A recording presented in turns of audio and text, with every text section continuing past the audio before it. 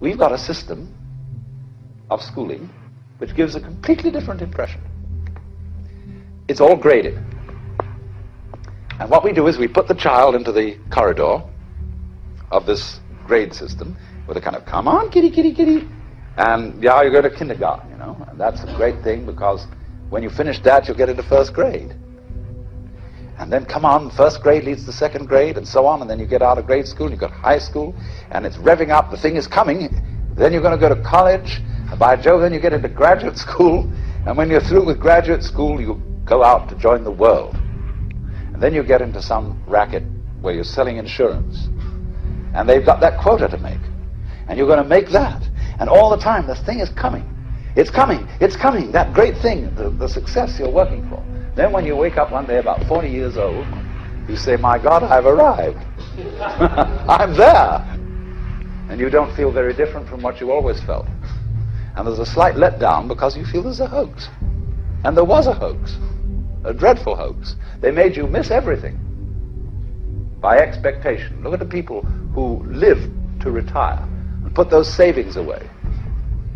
And then when they're 65, they don't have any energy left, they're more or less impotent, and they go and rot in an old people's, senior citizens community. Because we've simply cheated ourselves the whole way down the line. We thought of life by analogy with a journey, with a pilgrimage, which had a serious purpose at the end, and the thing was to get to that end, success or whatever it is, or maybe heaven after you're dead. But we missed the point the whole way along. It was a musical thing, and you were supposed to sing or to dance while the music was being played. What is reality? Well, dreams, they feel real while we're in them, right? It's only when we wake up that we realize something was actually strange.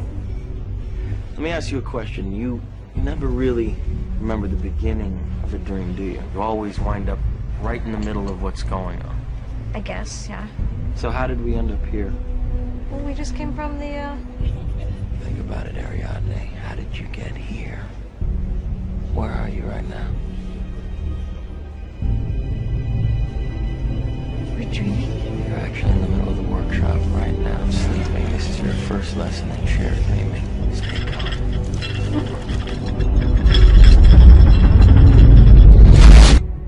Then we start to see reality in a different way. This is a wonderful quote. You were born an original, don't die a copy. So many people do that. They go through their lives thinking the norm in society is the only possible perception of reality. And because the majority appear to believe it, therefore by definition it must be true. Truth does not change because it is or is not believed by the majority of the people. As Gandhi said, even if you are in a minority of one, the truth is still the truth. Or as this proverb says, the multitude is always wrong. And invariably, when you look through what we call history, it turns out that way. It is the people who have challenged that have moved us forward in terms of our understanding of who we are and the nature of the world we live in. It had something to do with a safe. God, why is it so hard to remember? You know, I have this thing, I just mentioned it a few minutes ago, when you go, we get so close to things, and therefore they become so normal that we never question them. Take a deep breath, take a step back, look at it again. Traveling through space, through our galaxy, and discovering cultures who had reached advanced maturity that had actually destroyed themselves because they lost their original intent. And I believe that the original intent is learning to totally and unconditionally not only love oneself, but love all.